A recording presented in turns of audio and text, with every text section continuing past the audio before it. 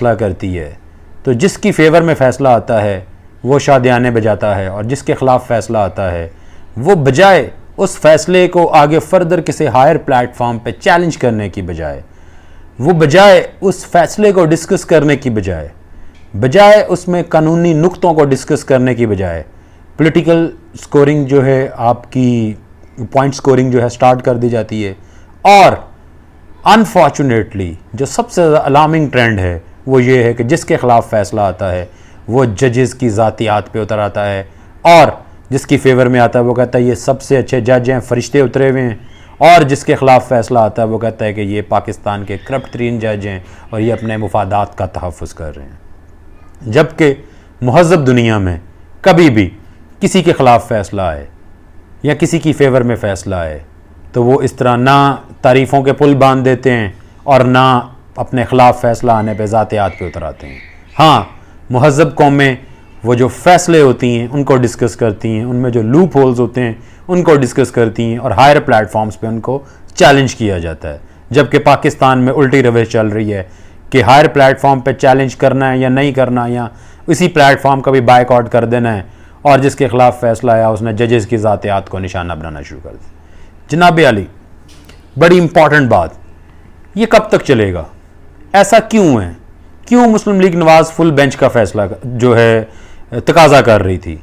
क्यों तहरीक इंसाफ इन्हीं 3 जजेस से फ़ैसला करवाना चाहती थी? ऐसा क्यों है? मैं ज़ातियात पे बात नहीं करूँगा, मैं निज़ाम पे बात करूँगा, मैं इस सिस्टम पे बात करूँगा। जब मुस्लिम लीग नवाज़ इक़्तिदार में आती है वो अपने मर्ज़ी के जजेस लगाती है हाई कोर्ट में। मैंने कुछ दिन पहले हाई कोर्ट में जजेस की तकर्री का तरीका बताया था कि जिस बंदे ने किसी सियासी जमात की 10-20 साल खिदमत की होती है, regardless of capability and regardless of जो उसका कोई कॉम्पिटेंट एनफ बंदा है या नहीं, रिगार्डलेस ऑफ दैट 10-20 साल किसी सियासी जमात की खिदमत की हो तो उस बंदे को रातों रात हाई कोर्ट का डायरेक्ट जज without interview without any exam लगा दिया जाता है। तो ये कौन लगाता है? ये यही सियासी जमातें लगाती हैं। नवाज लीग इक़्तिदार में आई, उसने अपने जजेस लगाए। पीपल्स पार्टी इक़्तिदार में आई, उसने अपने जजेस लगाए। तहरीक इंसाफ इक़्तिदार में आई, उसने अपने जजेस लगाए। और हर आता जाता चीफ जस्टिस अपनी मर्जी की जजेस लगा जाता है ताकि अगले चंद सालों तक उसकी बाक़ियात उस अदारे में मौजूद रहें। तो ये निज़ाम कैसे ठीक होगा?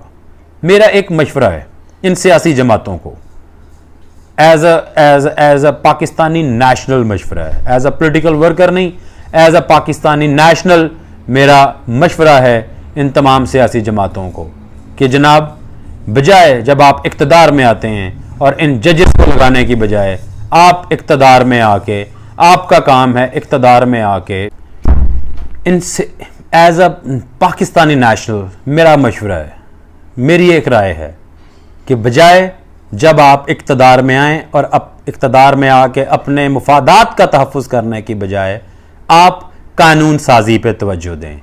इक़्तिदार में आके चोरों को थानों से छुड़वाने की बजाय कानून साजी पे तवज्जो दें। इक़्तिदार में आके गलियां नालियां सीवरेज के मसाइल हल करने की बजाय कानून साजी पे तवज्जो दें। इक़्तिदार में आके ट्रांसफार्मर्स को ठीक करवाने की बजाय कानून साजी पे तवज्जो दें, क्योंकि अवाम आपको कानून साजी के लिए मुंतखब करके इन असम्बलियों में भेजती है। ट्रांसफार्मर ठीक करने के लिए इस मुल्क में एक महकमा मौजूद है, गलियां नालियां बनाने के लिए यहाँ पे या कूड़ा उठाने के लिए यहाँ पे महकमे मौजूद हैं, चोरों के लिए अदालतें मौजूद हैं, और जिसके साथ जुल्म हुआ हो उसके लिए वकील इस मुल्क में मौजूद हैं। आप बराए मेहरबानी जब इक़्तिदार में आएँ तो कानून साजी किया करें। अब कानून साजी कैसी करनी होगी? कानून साजी जो वक्त का तकाजा है वो करनी होगी कि हमें जजेस की एलिवेशन या उनकी अपॉइंटमेंट का क्राइटेरिया सेटल करना होगा, हमें अदालतों की हदूद तयन करनी होगी, हमें पार्लियामेंट की हदूद तयन करनी होगी। हर इदारे को अपनी हदूद में रहना होगा। अगर हर इदारे ने एक दूसरे की हदूद में नोज पोकिंग करनी है, एक दूसरे की हदूद में आके तजावुज़ करना है, इख्तियारात से तजावुज़ करना है, तो ये पुतली तमाशा इस मुल्क में यूं ही चलता रहेगा। तो अगर अब मुस्लिम लीग नवाज़ को मशवरा है कि अगर आप जीते थे तो आपको चीफ मिनिस्टर पंजाब रहने दिया गया, अब जैसे भी आपको हटा दिया गया, जो भी हुआ ये आपके साथ टिट फॉर टैट हो रहा है। क्यों? क्योंकि इस निज़ाम की रिवायत आपने ही रखी है। तो अब जैसा भी फैसला आया है, इदारों को तनकीद बनाने की बजाय, जजेस को तनकीद बनाने की बजाय, अब इस फैसले को खुले दिल से तस्लीम करें। आप तस्लीम करें कि आप चोर रस्ते से इक़्तिदार में आए। आप तस्लीम करें कि आपने वोट को इज्जत दो का बयानिया बेचा, आप उस बयानिए को बेच के इक़्तिदार में आए। आप तस्लीम करें कि वोट को इज्जत दो का बयानिया इमरान खान ने उठा लिया और उस बयानिए को अवाम ने पसंद किया और ईवान के इक़्तिदारों में इमरान खान की वापसी की बातें हो रही हैं। लेकिन ये वही इमरान खान है जिसको 4 महीने आज से पहले अवाम सख्त नापसंद कर रहे थे, महंगाई की वजह से और मामलात की वजह से। सारे मामलात ख़राब हो रहे थे और इस पाकिस्तान तहरीक इंसाफ को अवाम सख्त नापसंद कर रहे थे। अब आपने अवाम के ऊपर इतना बोझ डाला, आपने ऐसी पॉलिसीज बनाई, आपने इतनी महंगाई की कि उसी इमरान खान को की याद अवाम को दोबारा सताने लग गई है। आप अवाम से एक दरख्वास्त है कि आपकी मेमोरी बहुत शॉर्ट है। 4 महीने गुजरे और आपको दोबारा उसी की याद सताने लग पड़ी जिसको आप झोलियां उठा उठा के बदवाएं दे रहे। बराए मेहरबानी एक दफ़ा, सिर्फ एक दफ़ा इस निज़ाम की तब्दीली के लिए सोचें। इस निज़ाम की तब्दीली के लिए एक दफ़ा वोट दें। इस सिस्टम की तब्दीली के लिए एक दफ़ा वोट दें और इस्लामी निज़ाम को तख्त पे लाने के लिए इस जदोजहद में एक दफ़ा पाकिस्तान तहरीक लबैक पाकिस्तान का साथ दें। ज़िंदगी में एक दफ़ा वोट दे देने से और दीन को तख्त पे ला के आजमा लेने से कोई बहुत बड़ा कोई क़यामत नहीं आ जाएगी, कोई तूफ़ान नहीं आ जाएगा, लेकिन तब्दीली ज़रूर आ सकती है। आजमाएं, तहरीक लबैक पाकिस्तान को एक दफ़ा वोट दें, हमारे मंशूर को देखें।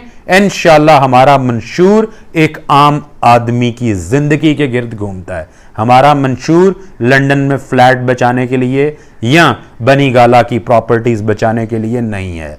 हमारा मंशूर अपने पसंदीदा लोगों को जजेस लगाने के लिए नहीं है। हमारा मंशूर एक रेडी वाले का है, एक रिक्शे वाले का है, एक दुकानदार का है, एक वकील का है, एक मजदूर का है और हर पढ़े लिखे इंसान का जो उसके राइट्स हैं वो हमारे मंशूर में रिफ्लेक्ट करते हैं। सो एक दफ़ा तहरीक लबैक पाकिस्तान को मौका दे के देखें और तहरीक लबैक इस आज के इस मौजू के हवाले से तहरीक लबैक की बात मैंने करना क्यों स्टार्ट, हमारी पार्टी ने 44 शहीद हो गए, 44 हमारी कैजुअलिटीज हुई, 44 लोग हमारे शहीद हुए। हमारी पार्टी ने तो इदारों के ऊपर गंद नहीं उछाला, शोहदा का खून दे के भी। हमारे मरहूम कायदे मोहतरम ने जेल की कैदें बर्दाश्त की, सौबतें बर्दाश्त की, अदारों पे ये गंद नहीं उछाला। हमारे अमीर मोहतरम अल्लामा साद हुसैन रिजवी 8 महीने पाबंदे सलासल रहे, किसी जुर्म के बिना, कोई जुर्म नहीं बताया, कोई चार्जशीट नहीं किया। हमने तो फिर भी अदारों के सामने रिक्वेस्ट की और इस मुल्क में अमन व अमान को बरकरार रखने की कोशिश की और हर तरह से इदारों का साथ दिया और इंसाफ के हसूल के लिए दर बदर ठोकरें खा के भी हमने इंसाफ लिया। हमारे लिए तो रात को अदालतें भी नहीं खुली, हमारे लिए तो खसूसी मीटिंग्स भी नहीं हुई, हमारे लिए कुछ